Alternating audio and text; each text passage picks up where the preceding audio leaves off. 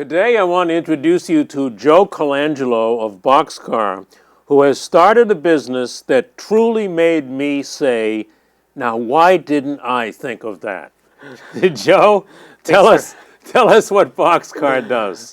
Thanks a lot, Joe. So Boxcar focuses on helping suburban commuters improve their commuting experience. The biggest way we do that is there's a lot of towns where it's really tough to park. And so what we do is we partner with nearby property owners.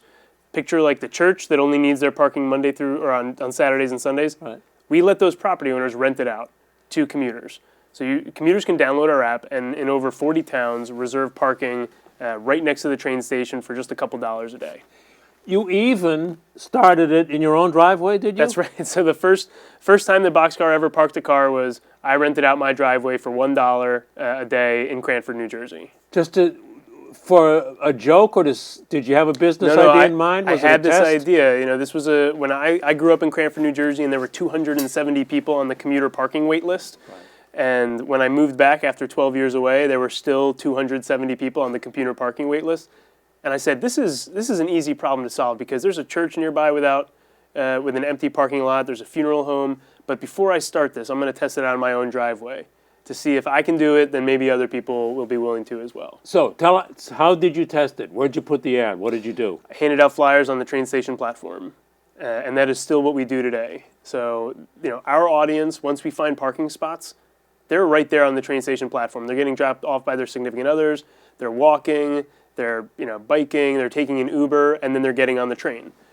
We give them a flyer, and it just says, we've got reserved parking for $5 a day right here, and they're our customer for the next 10 years. So you went straight to the target audience. That's exactly because we're so fixated on social media, Instagram, and everything now. When I asked you, how did you test it, I thought to myself, you posted here and there and everywhere. No.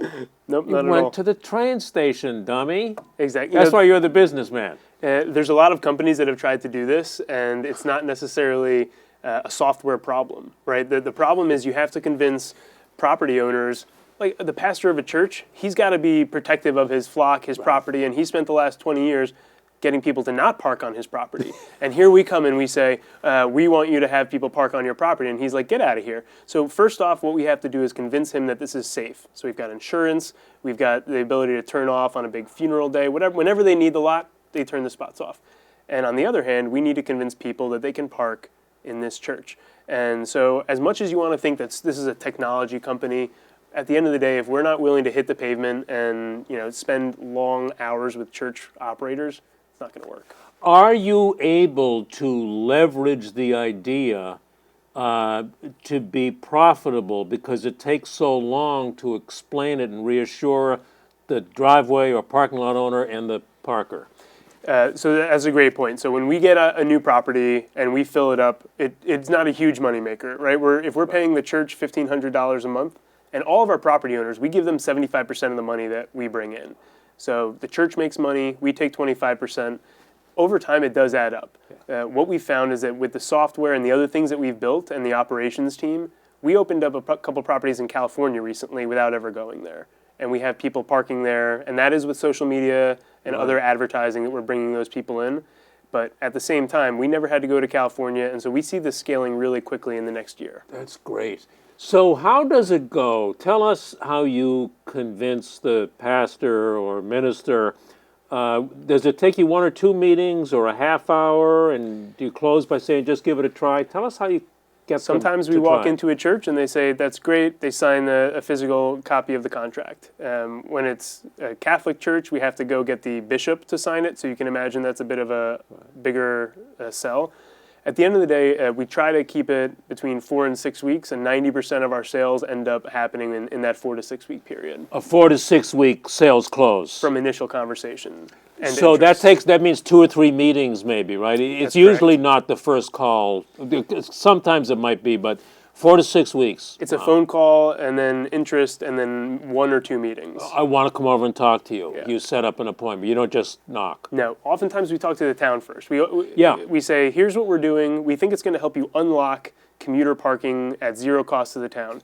If it doesn't work from a zoning perspective, if it's not a good culture fit with your town, you just tell us and we'll buzz off. There's a lot of towns that want us, and the town says, no, please we like that you approached us. We don't want to fight. We're tired of Uber and Airbnb who's fighting us on everything. Thank you for coming to us first. Let us help you work with the right properties that are a good fit for us, you, and the town. How about the neighbors in driveway cases, not so much parking lots? Do they It's a good object? question. So we started this company thinking that a lot of driveway owners would want to rent out their spots. We no longer target driveway owners. So we have a few people with extra large driveways that rent out one spot, but there's a complexity of, maybe they don't go to work that day and the driveway's occupied, the neighbors, the towns aren't really that jazzed about it. So we really try to focus on those properties that have 20 to 30 parking spots. So driveway owners are too small for you now. You've grown past them, even though you were your own first customer. I was my own first customer. I've been overcome by anymore. events, as we said in the Navy. Wow. This is, what was it saying? Overcome by events. Overcome by events. And are there, other than churches, are there a lot of places with 20 to 30 spaces? Funeral homes, those spots only become available 24 hours in advance. And so if they have a funeral, they never become available. Right. So they tell us when they have funerals and we block them off. Right. Large civic organizations, so the American Legion, VFW, Masonic temples, organizations, Elks Lodges. These are groups that are already familiar with monetizing their physical plant, and they need money, and they're usually centrally located towards that civic central business district. And then you notify, what do you call your parkers, your clients, your customers? Right, our parkers. So then you notify your parkers, you can't use this spot tomorrow by software, right? And they just have to do something else. Whatever they know they that. did before Boxcar existed. Right, Yeah. and they know that this will happen sometimes. Exactly. Going in. This is so exciting. This could be, I hope this is huge for you. Thank you. Can you protect it from somebody, from Uber stealing it on you? At the end of the day, our business's biggest strength and also most critical weakness is the relationships that we have with people. When you're the first person to partner with a church and help them make money from a lot, they're very unlikely to switch to someone else. At the same time, it means that we always have to really be mindful that we are in the client service business, and we have to protect our reputation and our interactions with our clients, make sure that we deal fairly with long-term partners, and hope that they do the same with us. And where, if you want to say, you may have other ideas where to go beyond parking. There are so many people that commute, and we started this as a commuter-facing business because when we get a customer and we get a parking spot, that customer uses us 200 days a year, right? And that to us is a lot better than getting a parking at a Rutgers football game or down the beach, because those people may only use you once or twice a year. Right. So by looking at the other needs that the commuters face, we've launched a bus service. Right. So 2 years ago, we launched a bus service in the summer of hell in New Jersey when trains stopped going to Penn Station on a certain line. And it was partly a gimmick, partly a marketing stunt, and people liked it so much that we have kept it going. Boxcar, why is it named that so we can all remember the name? Boxcar. Boxcar. Yeah, I think it's something that moves something from one place to another super efficiently, and then, if you're romantic like I am about the rails, then you could picture the hobos in the Dust Bowl hopping on a boxcar and getting to meet other people and getting this sense of community. And that's what we bring, whether it's our parking or our bus service, we try to put the community back in commuting. And I think I read that you're profitable and have taken space in Newark with new other tech-based companies. So I guess two things that we've done a little bit differently than other startups. And the first is we've really focused on the bottom line. Right. When you look at other startups, they might say, this is how many page views we have, how many users or downloads or customers. We say, let's pretend that we're a business and we need to survive on our own 2 feet. We can always take money from investors, and in fact, we're fundraising right now, but we've always focused on, if we can stand on our own 2 feet, we get to control the destiny of our company, and we get to make sure that we're not doing anything opposed to our customers. Right. And then the second thing that we do is that we target the suburbs. So, if you look at the startups, there's a lot of parking startups, mobility startups. They look at New York City and they say, there's 10 million people here. If I can get 1%, I'm cooking with oil.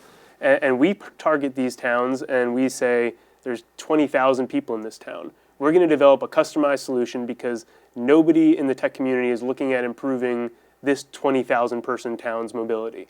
And so those are the two things that make us a little bit slower, but also I think a lot stronger in the long run compared to maybe some other startups. Wall Street, the boxcar train is leaving the station. Call Joe Colangelo. Great Joe to Connolly, see it was you. a real pleasure. Thanks Thanks. for having me on.